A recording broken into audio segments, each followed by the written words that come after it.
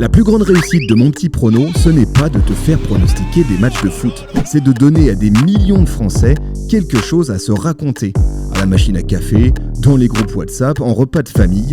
Mon Petit Prono, c'est l'excuse parfaite pour chambrer un collègue, défendre un pronostic farfelu ou regarder jusqu'au bout un improbable Curaçao Équateur. En quelques années, cette application est devenue un véritable rituel collectif. Un rituel qui rassemble aujourd'hui près de 3,8 millions de joueurs. Alors comment construit-on un produit qui transforme chaque match en sujet de conversation ? Comment une simple application de pronostic est-elle devenue l'un des grands phénomènes sociaux de la Coupe du Monde ? Et pourquoi aujourd'hui les marques veulent en faire partie ? Pour en parler, je reçois Benjamin Fouquet, cofondateur de Mon Petit Gazon et de Mon Petit Prono. Je vous souhaite une très belle écoute, vous allez vous régaler. C'est le super délit. Super délit. C'est le super délit.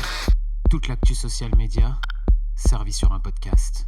Bonjour à toutes et à tous, je suis Thibaut Tourvieille de Labroue et vous écoutez le Super Daily. Nous sommes en pleine Coupe du Monde et il y a un rituel auquel des millions de Français ne dérogent pas. Pronostiquer les matchs avec leurs potes, créer une ligue entre collègues, se vanner après un résultat improbable. Pendant un mois, au moins, l'application Mon Petit Prono devient la star des open space, des groupes WhatsApp, des repas de famille. Et cette année, l'application, elle a rassemblé près de 3,8 millions de joueurs. Un phénomène qui change notre manière de vivre la Coupe du Monde. Et derrière ce phénomène, il y a Benjamin Fouquet, l'un des fondateurs de Mon Petit Prono. Benjamin, je suis très heureux de t'accueillir dans le Super Daily. Merci Thibaut. Tu viens de Bordeaux. Oui. Voilà, donc tu es arrivé tout à l'heure. On te remercie. Merci d'être venu nous voir avec ici plaisir. À Lyon. Ça fait très plaisir. Alors, je sais qu'à un moment donné, tu dois faire des allers-retours sur Paris. Oui. Mais on est toujours content quand on reçoit des personnalités de région. Voilà, donc on aurait pu faire un échange de bons procédés. Tu repars avec, je sais pas quoi, des quenelles de Lyon. Tu nous amènes des cannelés. On aurait dû organiser ça, un petit trafic.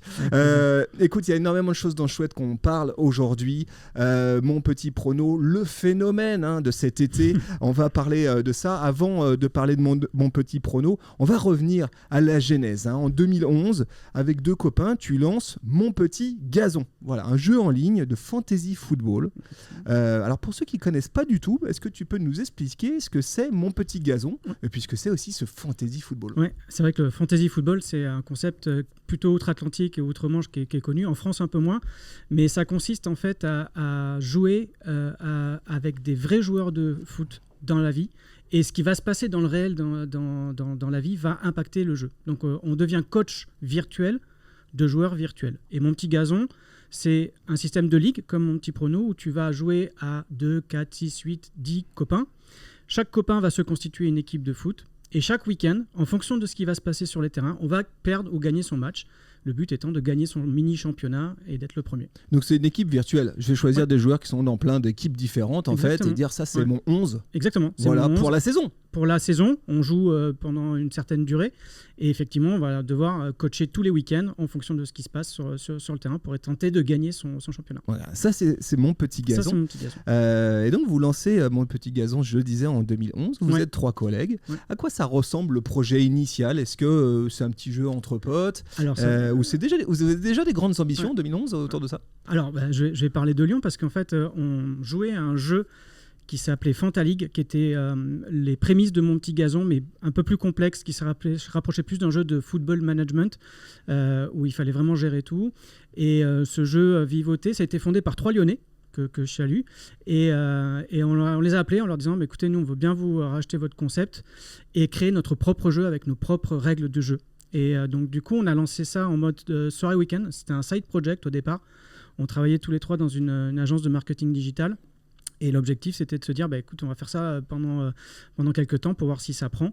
Et voilà, on a tout remis à plat. On a essayé de créer de rendre accessible ce concept de fantasy dont tu parlais, pour le rendre vraiment plus simple et que ce soit pas trop compliqué de s'onboarder dans un jeu comme ça. Donc créer des nouvelles règles, créer un nouveau site internet et essayer de voir si ça prend. Alors, vous êtes trois pratiquants de fantasy game comme ça en ligne ou, ouais, on y joue. On jouait tous les 3 à ce jeu-là. Donc effectivement, on connaissait un peu le fonctionnement et voir comment ça marche. Il y a des techos dans cette bande de 3 là ? Ouais, on est 3. Alors c'est marrant parce que dans aventures entrepreneuriales, il y a toujours des différentes capacités qui sont mises autour de la table et chacun a une capacité. Donc on a un techos, on a un plus marketeur communication et plus moi gestion de projet produit. Quoi. Ah, toi, t'es le gars produit, sérieux un peu. Je ne sais pas si non, je ne suis pas le plus sérieux, mais j'essaie surtout de faire en sorte que cette machine marche. Ouais. Donc ça c'est 2011 et en 2014 eh bien, vous lancez un autre produit si je puis dire, en tout cas une autre application qui s'appelle Mon Petit Prono. Voilà, mon Petit Gazon, concrètement on est donc sur des ligues qui durent toute une saison. Voilà, tu fais ton mercato, c'est ce que tu nous as expliqué, et tous les week-ends tu fais le point avec tes potes. Mon Petit Prono c'est autre chose, là on parie sur les grands événements football de l'année. Ouais, on pronostique en fait sur les compétitions internationales. Effectivement, ça a lieu tous les 2 ans. On couvre l'Euro et la Coupe du Monde à ce moment-là. Pour être vraiment transparent, la première version de Mon Petit Prono, c'était 2012, où on avait déjà fait des bribes de jeu, mais qui étaient intégrées à Mon Petit Gazon. Et ensuite, on s'est lancé vraiment en grande pompe avec un site internet dédié, une application dédiée pour la Coupe du Monde de la Russie en 2018. Où là, vraiment, on considère que le produit mérite une plateforme à part entière. Et donc, on développe cette partie-là pendant un petit moment pour lui donner vraiment la part belle, quoi. Explique-nous si moi, je ne fais pas partie des 3,8 millions de Français qui sont inscrits. Tu ne fais pas partie des 3 millions ? Non, j'en fais partie, c'est bon. Mais si d'aventure, ceux qui nous écoutent n'en font pas encore partie, qu'est-ce qui se passe sur Mon Petit Prono ? Non, alors Mon Petit Prono, c'est une application très simple qui consiste à pronostiquer sur les matchs de ces compétitions internationales. Le but du jeu est très simple, c'est mettre 2 chiffres dans une case et trouver le bon score, le gagnant ou du match. Donc là, hier, on a eu France-Espagne. Ouais. Voilà. Attends, on en parle maintenant ? Non, on peut en parler.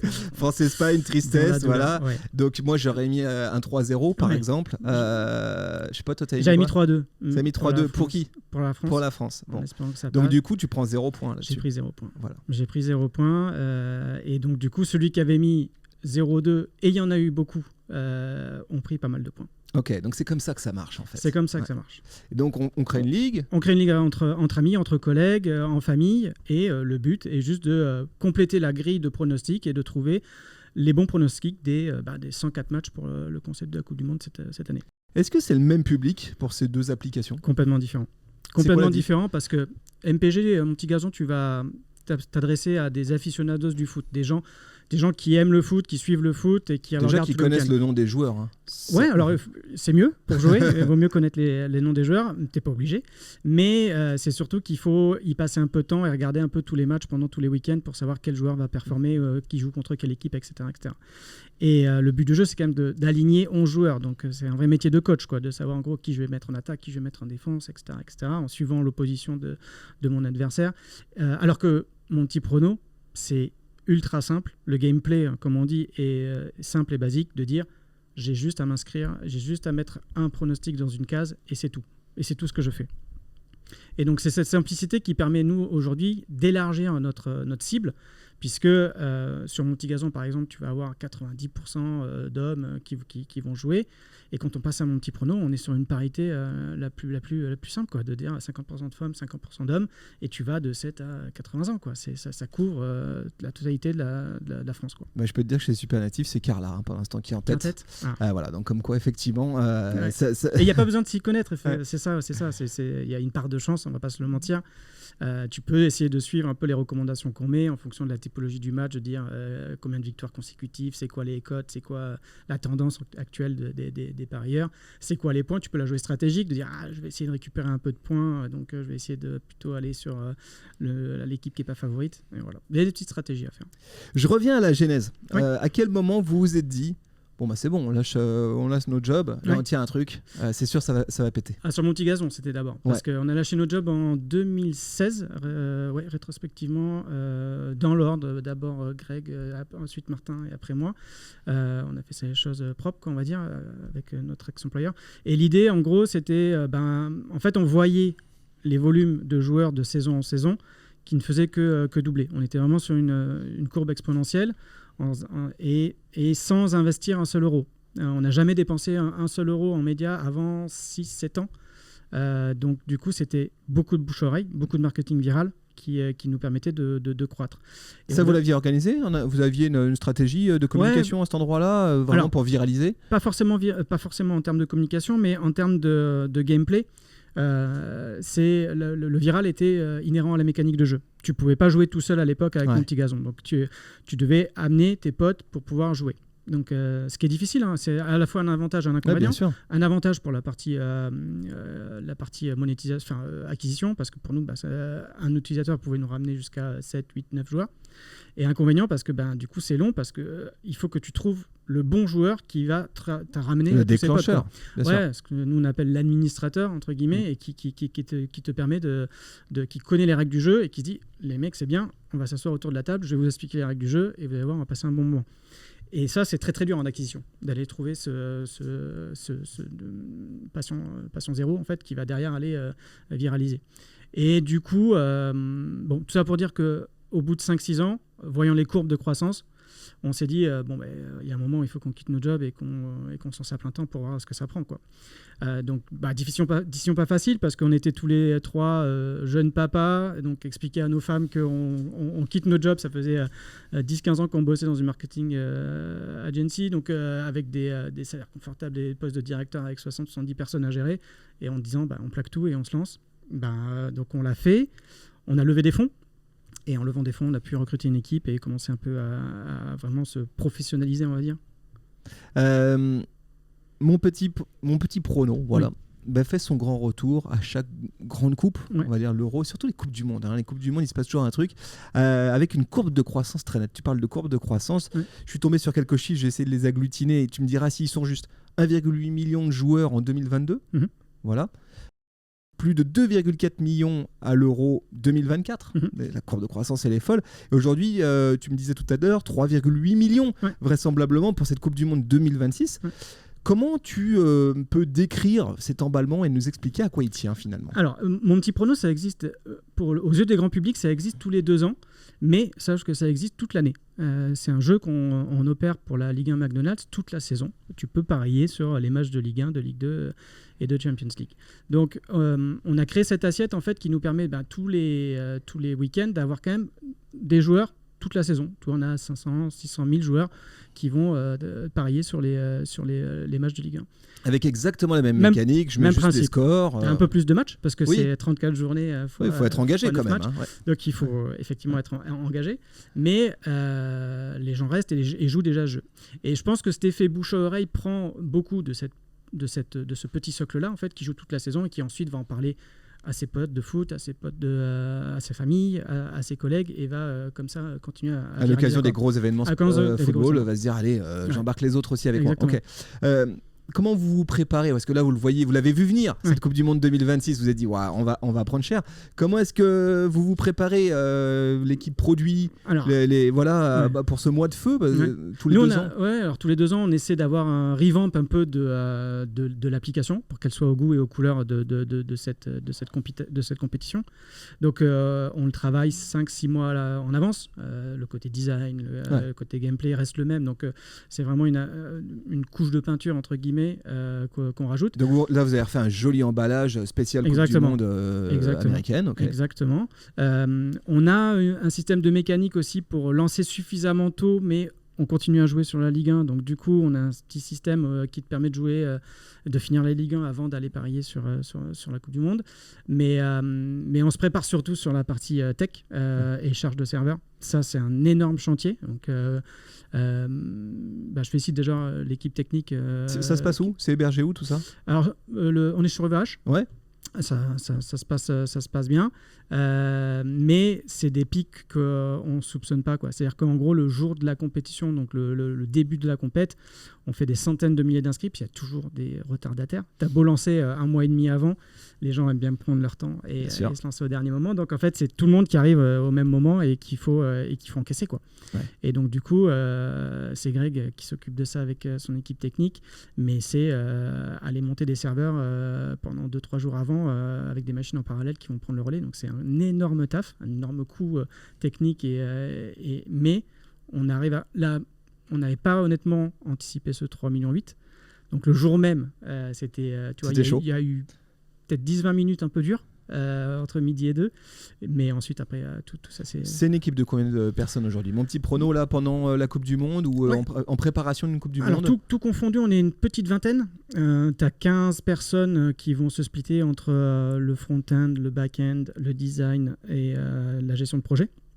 Et ensuite, tu as 3-4 personnes qui vont s'occuper de la partie support, qui est énorme, super technique, puisque tu couvres vraiment toute frange de la population et tu as de tout n'importe quoi. Oui, parce que ma maman, si je la mets sur mon petit prono, elle aura des questions pour toi, c'est sûr. J'ai pas dit ça, mais t'imagines que il faut c'est pas que des gens techniques, et donc, du coup, il faut les accompagner, prendre par la main, leur dire où cliquer. Ah là, vous faites ça, c'est-à-dire vraiment genre je sais pas très bien comment je voudrais mettre. Alors on répond à tout le monde, tu vois, c'est hyper important, on répond à tout le monde.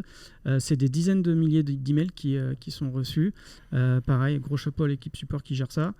Mais ça fait partie de l'expérience utilisateur. Le SAV chez nous a été toujours important de prendre le contact avec l'utilisateur, de prendre la température. C'est les meilleurs ambassadeurs de nos produits qui nous font des retours techniques, des retours sur des bugs éventuels et tout ça. Donc c'est important pour nous. Quels signaux, toi, tu regardes jour par jour pendant la compétition pour voir si la sauce prend comme vous l'espérez? Alors nous, on regarde, tu sais, c'est marrant parce que côté produit, on regarde les courbes d'évolution, mais à 30 jours ou 40 jours avant le début de la compétition. Et on a des points de passage pour dire est-ce qu'on suit la tendance, est-ce qu'on est au-dessus ou est-ce qu'on est en dessous. Et c'est marrant parce que c'est vraiment des lignes que tu peux superposer. C'est-à-dire que 2 ans avant, 4 ans avant, 6 ans avant, en fait, tu vois que c'est toujours le même schéma. De progression en fait, et donc du coup c'est facile à anticiper. Donc c'est quoi? C'est les créations de comptes, les créations de ligues, nombre de ligues, nombre de users, nombre de pronos, nombre de gens qui ont rejoint une ligue, pourcentage de gens qui ont voilà, donc là maintenant tu as une sorte de matrice là, on a nos dashboards, on a nos dashboards effectivement, on utilise Amplitude qui est un super outil côté analytics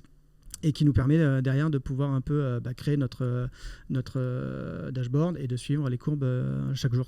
Il y a certains joueurs qui expliquent que mon petit prono, ça a changé, on va dire, leur manière de regarder la Coupe du Monde. En gros, tu te mets à suivre des matchs dont tu avais un peu rien à foutre que tu n'aurais jamais regardé, tu vois, et surtout là, cette Coupe du Monde où il y avait quand même des affiches assez improbables.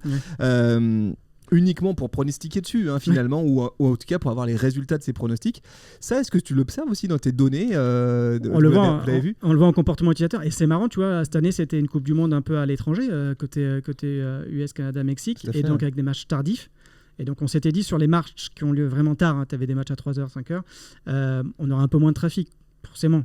Mais non, mais tu as quand même des gens qui se lèvent à 3h, qui regardent le match, et qui ont regardé mon petit prono à 5 heures du match pour voir le résultat. Comment ils se classent par rapport aux collègues. C'est incroyable, c'est assez incroyable. Et on ne pensait pas en fait que ce côté un peu décalage horaire impacterait. Bon, forcément, ça impacte. Je te dis, les autres compétitions qui étaient un peu plus Europe ou dans la zone Europe, on va dire, on avait un peu plus de résultats. Mais on a quand même des gens qui se lèvent à 5h du mat pour voir le résultat. Tu sais, on parle souvent, quand on parle de la télé, du deuxième écran, du poids du deuxième écran, donc le mobile que je garde dans la main en même temps que je regarde et puis sur lequel je réagis. Vous, mon petit prono, vous êtes dans le deuxième écran. Et quand je suis la Coupe du Monde et que je suis actif sur mon petit prono, oui, j'ai peut-être un peu mon tel dans la main en même temps que je regarde le match. Exactement. Ouais, c'est vrai. Et c'est pas facile d'interagir avec un utilisateur quand il regarde un match versus une application. Tu vois, je te fais un petit aparté, mais sur la partie fantasy football, on avait tenté l'aventure de créer un jeu pendant le match. Vraiment un concept de fantasy football où toi, en tant que coach, tu pouvais coacher en fonction du match que tu étais en train de regarder. Et très très dur. Ça fait partie de nos fails, tu vois, en toute transparence. Parce qu'on se fait absorber par un match ? Parce que, en fait, le second écran peut marcher dans une certaine mesure où il ne vient pas déranger le spectacle. En fait, tu es juste là pour consulter. Typiquement, dans mon petit prono, tu vas consulter MPP juste parce qu'il y a eu un but et que tu veux connaître ton classement en temps réel. Voir où ça te met. Où ça te met. Pas plus, pas moins. Ça te prend 15 secondes, 20 secondes. Le temps que nous, on mette à jour, tu regardes, boum, tu reposes. Mais le fait qu'il y ait une interaction sur la télé va te pousser à aller consulter le second écran. Tu répètes, j'ai lu quelques interviews de toi à gauche à droite, tu répètes qu'il y a une obsession autour de mon petit prono pour être un jeu ultra accessible. Voilà, donc en gros, tu l'as dit, il suffit de saisir 2 chiffres. C'est quoi la grosse différence entre mon petit prono et un jeu de fantasy ou les autres jeux de fantasy football ? Mais c'est pas du tout le même gameplay. C'est que nous, tu vois, côté produit, quand on conçoit des gameplays, on essaie de regarder quelle cible on va toucher et s'adapter à cette cible-là. Le gameplay de Mon Petit Gazon, il est complexe dans le sens où il y a beaucoup de choses à faire. Il faut que tu alignes des joueurs, il faut que tu regardes dans quelle forme ils sont, il faut que tu ailles éventuellement poser un bonus ou un malus contre ton adversaire, réfléchir au remplacement que tu vas faire pendant le week-end. C'est un peu un truc de nerd quand même. Faut aimer ça, quoi. Faut aimer le foot, ouais. Faut aimer le foot, mais je peux te dire qu'il y a un paquet de gens qui jouent à MPG et qui sont pas des nerds de foot, quoi, qui sont juste là pour suivre la locomotive de leurs potes et qui gagnent juste en faisant le strict minimum, quoi, tu vois. C'est souvent comme ça. Je vais pas faire fuir les gens parce qu'en vrai, MPG, tu peux y passer un super moment et sans forcément y passer trop de temps, quoi. Dans les faits, qui joue à Mon Petit Prono? Est-ce que tu peux nous dresser le portrait robot peut-être d'un joueur? Non mais vraiment, c'est 7 à 77 ans, je te disais tout à l'heure. En gros, c'est alors bien sûr, tu as une tranche qui va de 25 à 45 qui sont la tranche d'actifs, beaucoup collègues. Mais cette année, en fait, donc on a la date de naissance et on a fait nos tranches. Et en fait, tu es assez 20, 20, 20, 20, 20 tu sais, sur les tranches. Ouais. C'est assez représentatif de la France, quoi. C'est ça qui est marrant. Le ou la doyenne? Quel âge? Je crois que c'est 86, je crois. Waouh, incroyable. Ouais. Ok.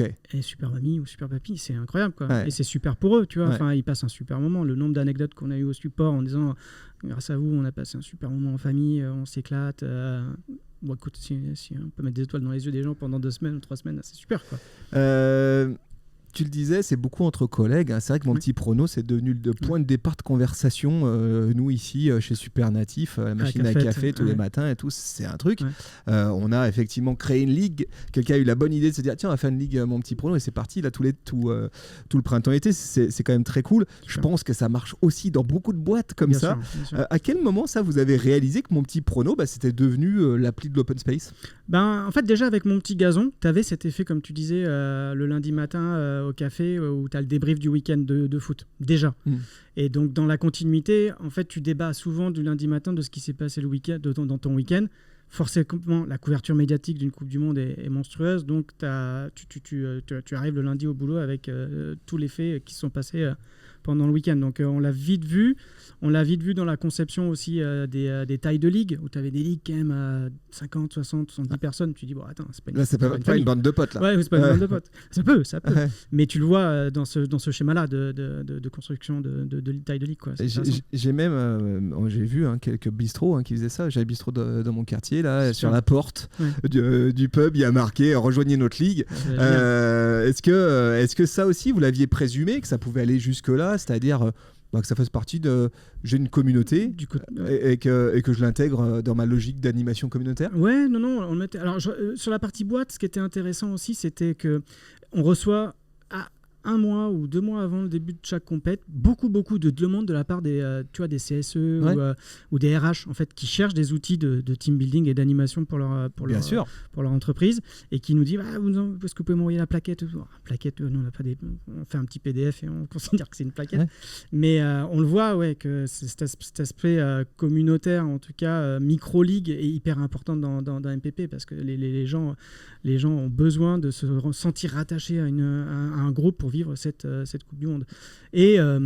Mais pas que côté boulot, parce que tu vois, on regardait un peu le nombre moyen de ligues côté user, et tu as un peu plus de c'est 1,4 ligues par utilisateur. Ah oui, donc c'est intéressant, parce que tu vois, tu as la ligue de ta boîte, la ligue de ta famille, la ligue de tes amis, en gros, en général.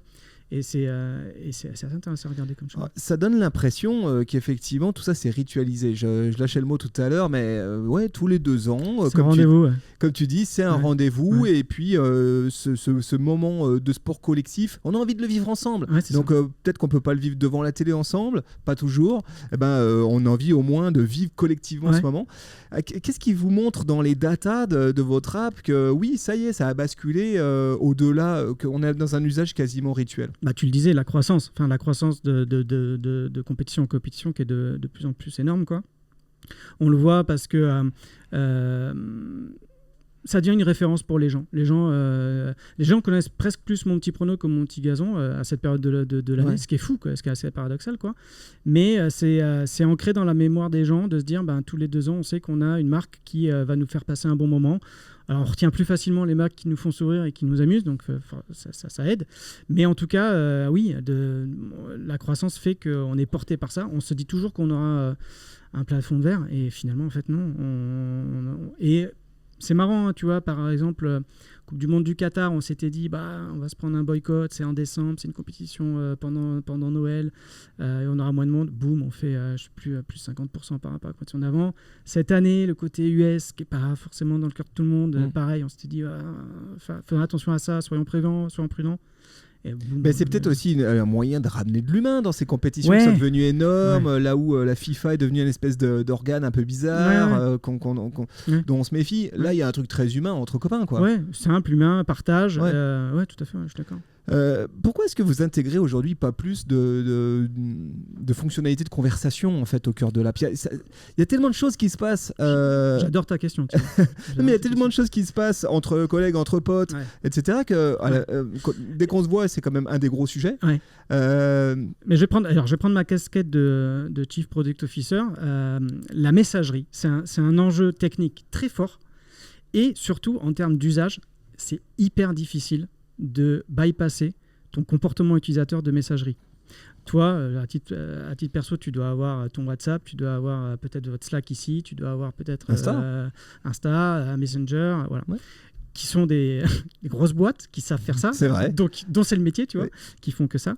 Et en fait, il y a énormément de difficultés à faire migrer en fait, des gens d'une application de messagerie à une autre, parce que tu as déjà tes réflexes, tu as déjà tes channels de près, tu sais comment mentionner, tu sais qui est qui, tu sais... voilà. Et donc, sache qu'il existe une partie chat.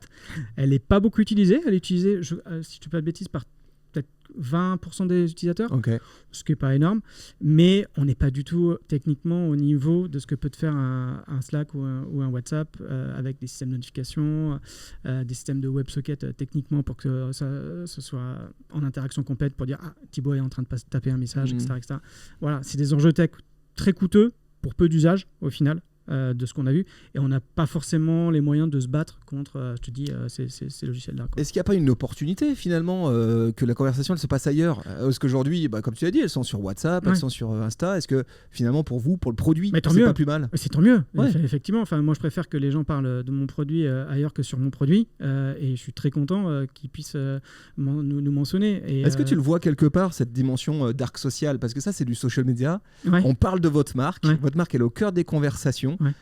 Sauf que c'est dans le dark, c'est pas visible de l'extérieur. Est-ce que tu as quelque part une trace de ça Alors sur le côté vraiment jardin fermé, on le voit pas parce qu'on n'a pas la stat de savoir en gros, mais plutôt sur la partie open où là, cette année, typiquement sur Insta, le nombre de publications, moi à titre perso, qui sont remontées sur mon feed où MPP est mentionné.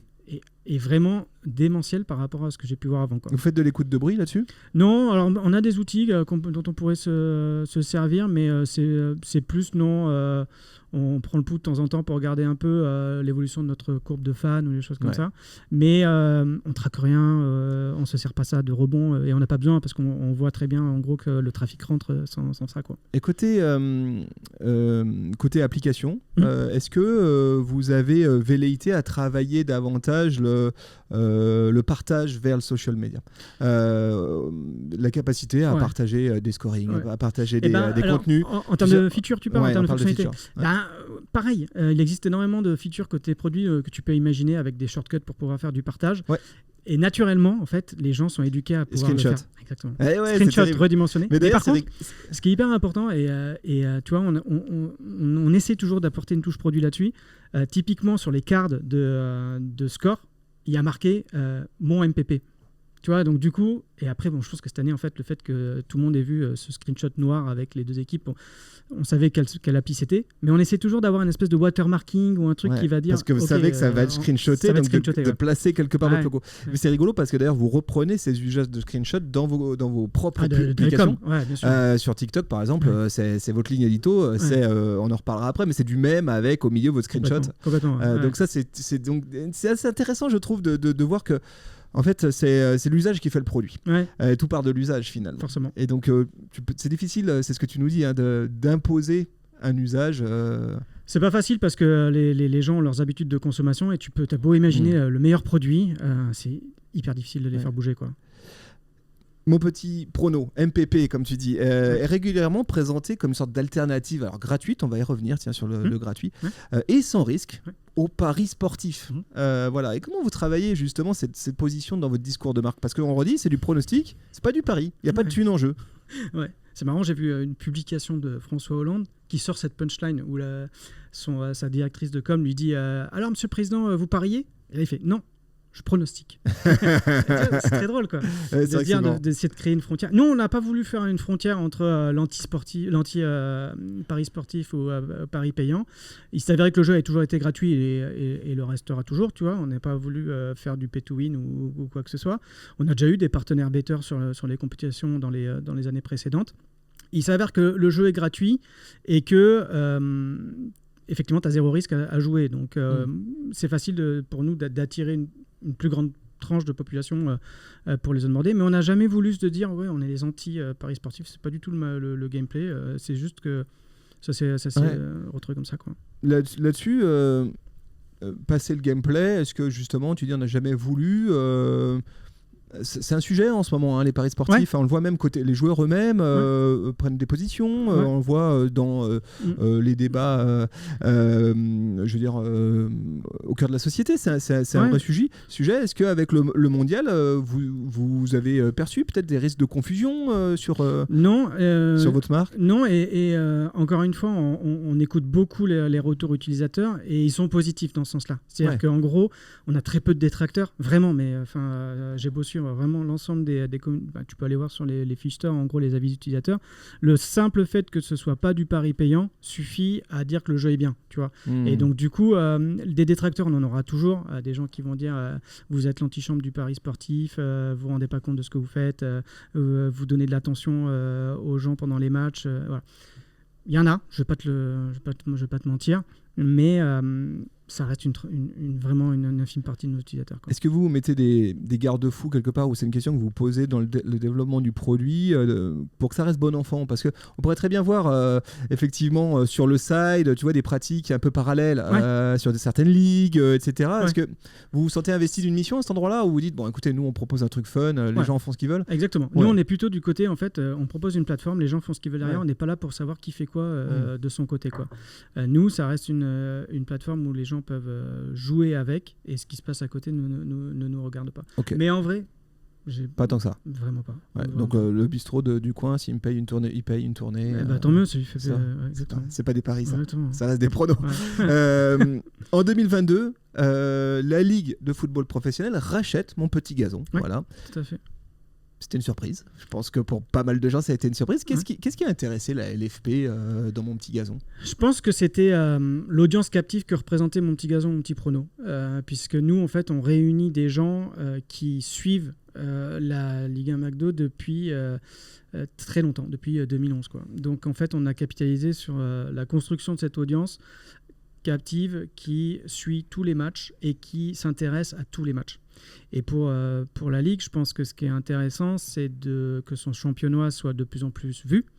Et MPG est un outil de promotion de la Ligue, puisque plus tu joues MPG, plus tu regardes les matchs que tu n'aurais jamais regardés auparavant, quoi. Donc tu t'intéresses à cette Ligue-là. Donc c'est vraiment l'audience, je pense que... Et en plus de l'audience, nous, on est quand même... Notre savoir-faire, c'est de construire des apps B2C, direct to consumer, où en gros, en fait, on a un savoir-faire de conception d'applications à destination des fans de foot. On avait vocation à étendre un petit peu ce savoir-faire à la galaxie de toutes les applications et sites de la Ligue, que ce soit le site officiel, que ce soit Ligue 1+ dernièrement, pour pouvoir faire en sorte qu'on fasse vivre la meilleure expérience pour les fans. Moi, je suis vraiment étonné d'un truc, c'est la dimension branding. Vous avez conservé un branding très à vous, très voilà, avec la chèvre, avec votre tonalité, et très indépendante en perception, en tout cas de la LFP.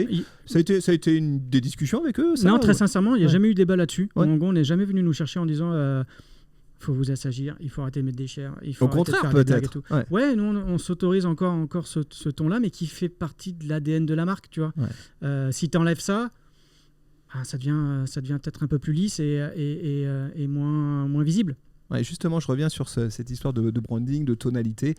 C'est alors.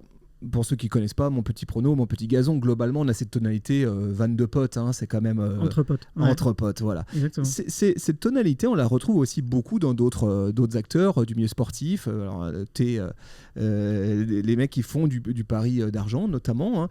Comment on explique que, pour parler de sport, souvent, on en revienne à cette écriture de la vanne, etc. Est-ce qu'il existe d'autres écritures plus sérieuses, peut-être, autour du prono ? Ouais, mais je pense qu'après, le ton est lié à la marque et est lié au jeu aussi. Tu vois, on peut se permettre ce ton éditorial parce que le jeu est drôle, quoi, et marrant. Si tu dois battre tes copains pendant le week-end, tu peux le faire de manière sérieuse et tu peux aussi le faire de manière un peu plus fun et décalée, quoi. Il existe tas de jeux en fait où tu as du serious game où en gros tu es dedans, il n'y a pas de blague, c'est hyper Football technique. Manager, quoi. Ouais, voilà. C'est hyper technique, voilà, c'est pas un jeu. C'est pas votre angle. C'est pas du tout notre angle. Et après, je te le disais tout à l'heure, je pense que ce qui est important pour une marque, c'est le ton pour qu'ils se souviennent de toi. Et en général, tu vois, Mon Petit Gazon, tu vois, rien que le nom de la boîte, on l'a trouvé comme ça parce que ça nous faisait marrer, le double sens, le côté un peu rigolo du truc. On retient souvent plus les marques qui nous font rire que celles qui nous font pas rire, quoi. Donc, pour nous, c'était important de garder ce ton-là et de garder cette liberté de ton même après le rachat, quoi. On le disait, Mon Petit Prono, c'est 100% gratos. Voilà. Du coup, c'est quoi le business model ? Comment vous gagnez des sous ? Alors, je pense qu'on ne gagne pas de sous. Ah merde. Non, mais très, très sincèrement, en fait, aujourd'hui, le business model de Mon Petit Prono, il est sur la partie pub. Voilà, la monétisation, c'est donc de l'interstitiel ou de la pub qui va s'afficher à chaque fois que tu ouvres ton application. Mais pour nous... Excuse-moi, là-dessus, vous avez votre propre régie ? Comment ça se passe ? Ouais, non, on est agréé de notre côté. Okay. Alors, pour être full transparent avec toi, les équipes ont cravaché pendant toute l'avant-Coupe du Monde, typiquement pour avoir le maximum d'annonceurs qui vont être disponibles sur l'application. Il s'est avéré qu'on a eu, pour pas te mentir, je pense presque 2 fois plus de trafic que ce qu'on avait vendu.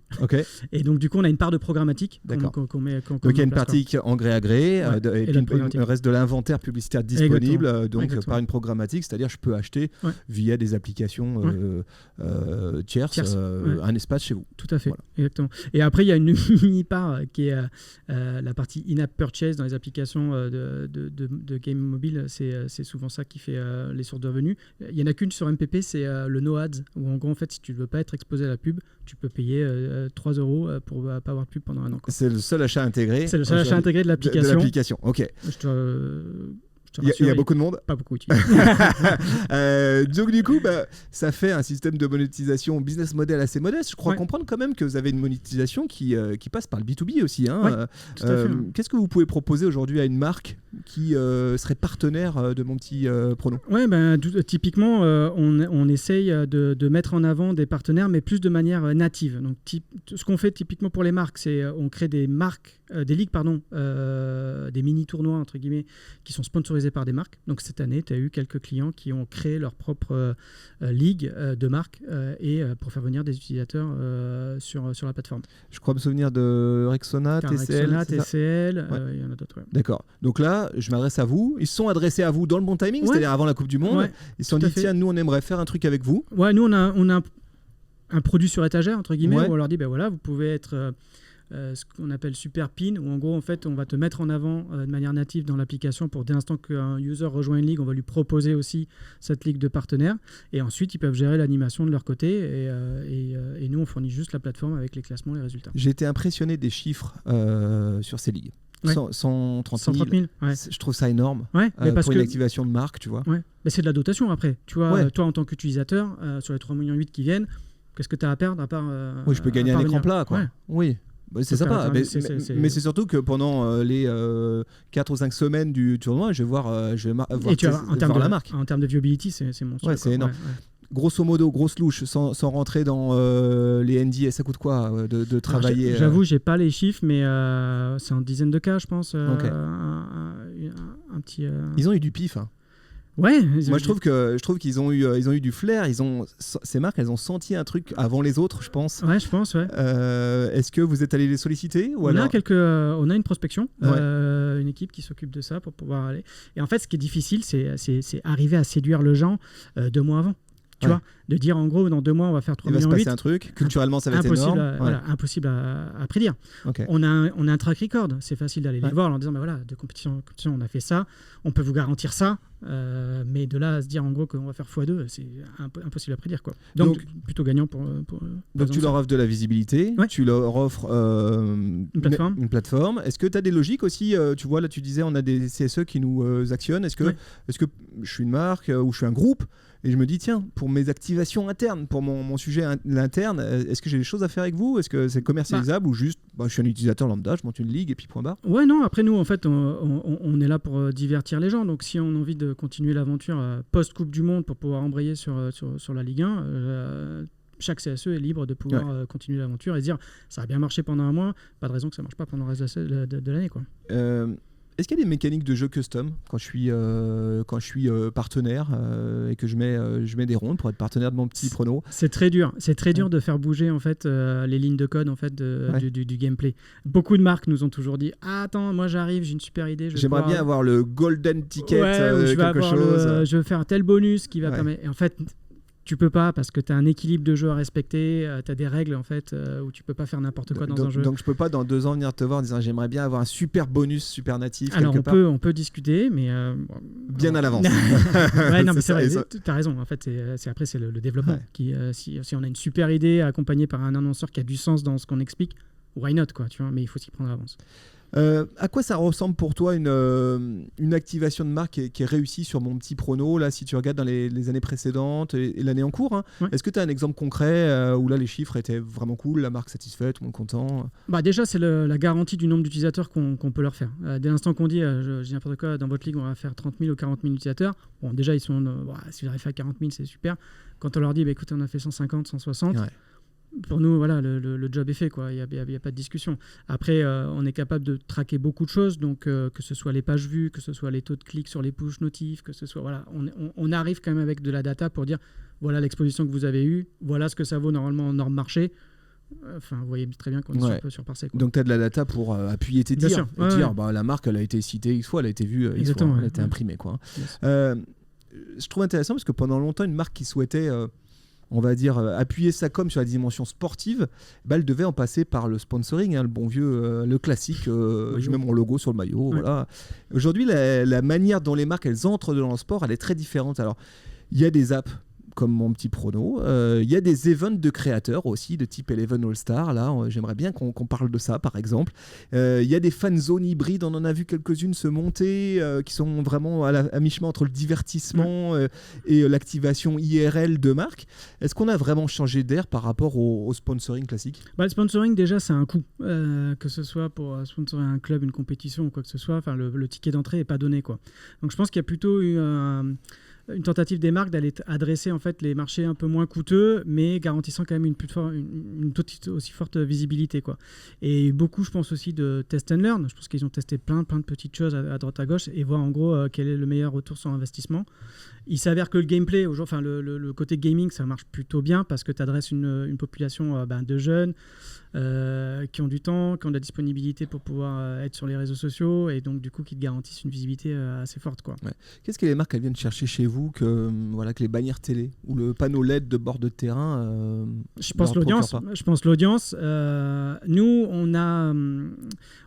on essaie de trouver en fait le meilleur moment pour exposer l'utilisateur à un message publicitaire et la répétition.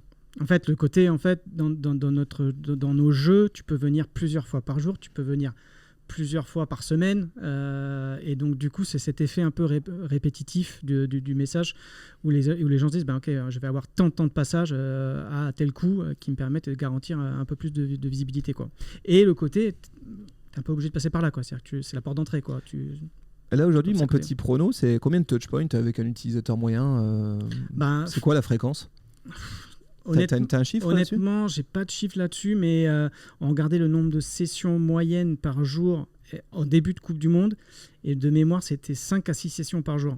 Pour un utilisateur. Ce qui est énorme. Alors, je te donne ça sur les 10 premiers jours de la compète, quoi. Mais c'était monstrueux, quoi. Donc ça, c'est vrai que c'est un truc en plus. Hein. Ouais. J'aimerais bien qu'est-ce que tu penses de ces events créateurs, type l'Event All-Star, tous ces events qui naissent du web et qui ont qui portent un point commun, c'est celui de quand même réinventer le moment sportif et de lui rajouter du divertissement, un truc plus fun peut-être. Ouais, je pense que le côté gamification du truc est hyper important. Le fait de raccourcir aussi les temps de visionnage de jeux, ou en tout cas d'écoute, parce que malheureusement en fait on est de plus en plus vers du format court, du format intense, mais où dans ce format intense il y a énormément de choses qui se passent et beaucoup d'interactions et pas juste un spectacle. Et ça je l'ai vu de plus en plus, que ce soit l'Event Stars ou que ce soit la Kings League ou les choses comme ça, en fait tu le vois en fait, où tu as besoin de gamifier, tu as besoin de faire plein de choses dans une période de temps la plus réduite possible, parce que tu sais que les gens ils vont dropper au bout d'un moment, quoi. Vous, aujourd'hui, mon petit gazon, mon petit prono, vous produisez énormément de contenu. Sur les réseaux sociaux, évidemment, en newsletter aussi, très éditorialisé, votre newsletter qui s'appelle Ma Petite Gazette. La Gazette du matin. C'est ça. Est-ce que vous vous voyez encore comme un simple jeu, ou est-ce que comme vous êtes en train de basculer vers un média de culture foot à part entière? Non, parce que pour être média, il faut vraiment être puissant, et tu as une équipe éditoriale qui doit être en permanence là pour créer du contenu. Nous, on n'est pas armés pour ça. En revanche, sur cette compétition-là, typiquement La Petite Gazette, on en avait besoin pour créer en fait un rendez-vous tous les matins, de se dire c'est un relais CRM, on a besoin d'avoir un bon taux d'ouverture, un bon taux de clic pour dire qu'est-ce qui s'est passé et tout. Donc on a accentué ce côté éditorial, mais parce qu'on pouvait se le permettre pendant cette période-là, parce qu'on n'a que ça, on n'a que ce moment-là. Donc ça se passe comment? Vous avez quelqu'un chez vous là qui l'équipe CRM, éditorialise? ils sont trois personnes à rédiger ça, et ils ont fait ça pendant tôt le matin, parce que le débrief avait lieu pendant la nuit, donc je les salue. Mais c'était un super défi, mais largement remporté, parce que gros succès avec des gros taux d'ouverture, quasi 45-50%, tu vois, sur nos 3,8 millions, c'est quand même monstrueux. Donc ce qui veut dire que dans 2 ans, je peux t'acheter de l'espace sur ta newsletter. Avec plaisir. C'est ça que tu es en train de nous dire gentiment. Vous avez aussi une chaîne WhatsApp, tiens, avec 26 000 followers, ce qui est beaucoup, là aussi, pour une chaîne WhatsApp. Là aussi, beaucoup de contenu, avec notamment des vidéos d'experts journalistes qui balancent leurs pronos. J'ai vu des vidéos de Benjamin Nivet, Thibault Leroll. Qu'est-ce qui est à l'initiative de ces contenus chez vous? En fait, donc, la Ligue a lancé sa chaîne Ligue 1+, tu le sais, la saison dernière. Donc l'équipe éditoriale de la Ligue 1+, elle est sur le même plateau que MPG, MPP. Quand tu dis plateau, c'est les bureaux. Les bureaux. Oui, c'est ça. Pardon, les bureaux. Et donc du coup, étant donné qu'il y a pas grand chose à raconter pendant l'été sur la partie Ligue 1, on s'est dit pourquoi pas en fait faire participer l'équipe éditoriale sur les jeux de pronostics, et ils sont prêtés au jeu admirablement bien, et étaient très contents de pouvoir participer, quoi. Tu vois, vous êtes en train de devenir un média à part entière. Écoute, vous avez des journalistes qui chroniquent, qui donnent leurs pronostics. Ça, ces contenus-là, on les retrouve que sur WhatsApp, ou aussi il y a d'autres endroits? Non, tu as les réseaux sociaux, qui sont globalement sur l'ensemble des plateformes, X, TikTok, Insta, Facebook, on les suit toutes, quoi. J'adore aujourd'hui la simplicité et l'efficacité de votre prise de parole sur TikTok. C'est très réussi, voilà. Vous prenez, c'est toujours le même format, vous prenez la même vidéo, voilà, on adore. Et vous collez par-dessus le score final du match. Donc il y a évidemment cette double lecture très marrante. Qui est-ce qui a chez vous ce sens de la ref? Alors c'est Julien notre ambianceur de communauté. Il a une même tech, tu sais, où en gros, en fait, beaucoup de community managers ont ça, mais il a des refs super. Je trouve une vraie précision, on va dire, dans la culture Internet. C'est pas facile, hein. Ouais, bien sûr, il faut être précis. Mais il est très très fort. Et ça, justement, je trouve que Mon Petit Gazon, Mon Petit Prono sont des marques culture Internet. Tu vois ce que je veux dire? Elles sont alors sans doute que vous êtes natif des. On est né avec. Ça fait un peu vieux con et vieux jeu, mais force est de constater que ça marche. Comment vous entretenez ça pour pas avoir l'air dépassé, pour rester très culture web? Parce que c'est à la fois c'est subtil. C'est niche aussi, l'humour web, tu vois. C'est niche, mais ça marche. Bah, déjà, vous êtes 3 geekos, hein, vous venez 3 d'une boîte digitale, c'est votre partie dès le départ. Mais on perdure parce qu'on estime que les résultats sont bons, tu vois. Ouais. Si on voyait en fait qu'on avait un drop sur cette partie-là, on arrêterait les références, quoi. Mais au final, en fait, plus on continue, plus ça marche, quoi. Et après, je pense qu'on va toucher un peu tout aussi. C'est-à-dire qu'on fait un peu de rêve politique, un peu de rêve sportif, un peu de rêve internet comme tu dis, mais on arrive à faire un mix quand même qui permet de cibler et de toucher n'importe qui, quoi. Est-ce que justement, puisqu'on parle de culture internet, est-ce que vous avez des projets avec Twitch? Parce que je trouve qu'il y a un lien évident entre Mon Petit Prono, Mon Petit Gazon. Aujourd'hui, on le sait alors, il y a beaucoup de React sur Twitch, il y a aussi beaucoup de gamification, il y a aussi beaucoup de concepts qui sont très proches, avec des logiques de tier list, Football Manager qui est quand même quasiment une rubrique sur Twitch. Alors, c'est toujours pareil. En fait, il faut choisir ses batailles et en gros regarder où sont nos audiences, quoi. Donc, du coup, sur la partie reach, Twitch, ça reste quand même une partie de la population. On n'a pas forcément des users MPG qui vont sur Twitch. Sur cette partie-là, en fait, on se dit que d'abord, on sert un peu plus mainstream pour être sûr de toucher un plus grand nombre. Et moi, j'adorais faire des trucs avec Twitch, mais pareil, en termes de setup, c'est long, quoi. Enfin, c'est long et coûteux, quoi. Regarde, on a un studio ici, tu viens, on te le prête, hein. Avec plaisir. Avec plaisir. Pas de problème. Non, mais après, il y a cette partie édito, il faut le monter, il faut je comprends. l'éditorialiser. Et en fait, ça tu vois, vous choisissez 3 personnes, on ne sait pas, quoi. Enfin, c'est ça. Est-ce que, je repose la question, est-ce que tu imagines un futur où Mon Petit Gazon devient une sorte de mini média foot? J'adorais. Franchement, j'adorais de créer cette partie média. On vous verrait bien faire du podcast, on vous verrait bien. Là, vous avez la newsletter, l'éditorialisation que vous faites sur la newsletter, elle pourrait glisser sur d'autres supports. Sur d'autres supports, complètement. Mais podcast, on a essayé. Et en fait, c'est juste le temps. C'est juste le temps et les moyens. Donc, avec plus de moyens, plus de temps, je suis sûr qu'on y arriverait et on adorait, quoi. Bon. Donc on l'a dit hier, la France s'est fait sortir. On n'en parle plus. C'est fini, on n'en reparle plus. La Coupe du Monde commence à approcher de sa fin. Les Français continuent parce qu'on est fair play. On suivra évidemment le reste des matchs. Mais qu'est-ce qui se passe pour Mon Petit Prono une fois que la compétition est terminée? Est-ce que la compétition continue. Non, mais c'est ce que je te disais tout à l'heure. En fait, nous, l'objectif de Mon Petit Prono sur ces compétitions estivales, c'est d'embrayer derrière sur le reste de l'année sur la Ligue 1 McDonald's. L'idée, en fait, c'est de se dire, si tu as bien aimé de jouer sur la Coupe du Monde, il n'y a pas de raison, le gameplay est exactement le même. Alors certes, il y a un peu plus de matchs, mais l'idée, c'est d'essayer de convertir une partie de cette population-là sur le championnat français, quoi. Ok, alors comment tu t'y prends ça? C'est très simple, en fait, parce que la mécanique, elle est déjà bien huilée chez nous. C'est que tu peux transformer ta Ligue Coupe du Monde en Ligue 1. Tu as juste à relancer, en fait, ta Ligue on reprend le 22 août cet été, donc tu peux te faire une petite pause et ensuite dire ok, vas-y, on repart, et donc l'administrateur va relancer la ligue avec les mêmes participants pour switcher sur Et tes administrateurs, ils sont importants dans ton dispositif de fidélisation, c'est ce que je disais tout à l'heure, c'est les meilleurs ambassadeurs de la marque. Comment tu tisses le lien avec ces gens-là, parce qu'en fait c'est eux qui animent réellement leur petite communauté et qui place votre marque au cœur des conversations. Bon, déjà, ils ont des communications dédiées en amont de ces moments-là. Tu vois, on essaie de leur envoyer des emails un peu personnalisés en leur expliquant les nouveautés, qu'est-ce qu'ils peuvent faire, comment ils peuvent s'y prendre, les rappels, des petits outils de médiatisation pour dire, voilà, en pièce jointe, voilà le mode d'emploi, tu peux le faire suivre à tes gens. Vous leur donnez un peu d'outils quand même. Ouais, quand même. On essaye pour leur faciliter le travail, quoi.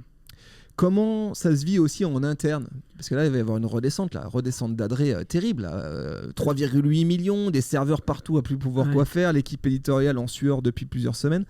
Qu'est-ce qui se passe? Est-ce que tu as une partie de l'équipe qui était là pour ce moment-là et vous revoyez dans 2 ans? Non, c'est toujours la même équipe. C'est juste que du coup, tu sais, le championnat français s'arrête en mai et donc nous, on a cette période de 2 mois d'excitation où on a de la visibilité. Mais je pense qu'ils sont contents. Enfin, tu vois, quand tu te balades dans la rue, dans les métros et que tout le monde est sur l'application, il y a un sentiment vraiment... j'imagine. Ouais, c'est vraiment, génial. Vraiment. Enfin, et ils nous le disent et on le sent, donc c'est super, quoi. Ils ont hâte de partir en vacances quand même. Ouais, là, il y en a, Il y en a qui sont sur les rotules là et qui ont besoin. Mais le 22 août arrive très vite et donc du coup, tu vois, nous, on repart dans une nouvelle saison avec des nouveaux défis, des nouvelles fonctionnalités, etc. Donc ça s'arrête jamais. Le foot ne s'arrête jamais, sache-le. Le foot s'arrête jamais, mais il y a aussi d'autres sports. Ouais. Et là, alors tu le sauras, chez Supernatif et moi à titre personnel, je suis très fan du Tour de France.